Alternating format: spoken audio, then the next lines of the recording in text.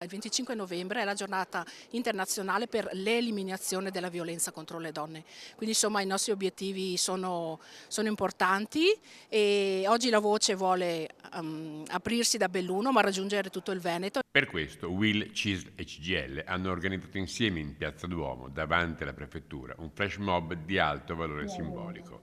Alcune donne si sono stese sulle bandiere sindacali e lì uomini e donne, altre donne, le hanno aiutate a rialzarsi, a testimonianza di una società che deve saper tendere la mano a chi è in difficoltà affinché non ci si debba sentire soli. Abbiamo bisogno di un grande investimento in termini di servizi sociali e Belluno è un paradigma di questo.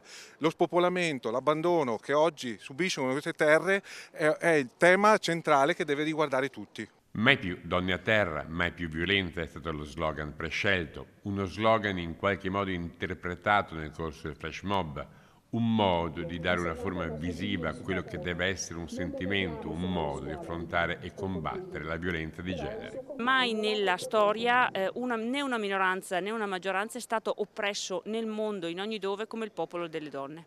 E proprio in quanto popolo dovrebbero unirsi e avere delle rivendicazioni comuni per fronteggiare assieme questo fenomeno. Un tema che ha coinvolto tante realtà e tra le tante iniziative di oggi anche la panchina rossa inaugurata al Sedico, al CFS e la passeggiata arrabbiata promossa invece da non una di meno che da Parco Bologna ha attraversato la città.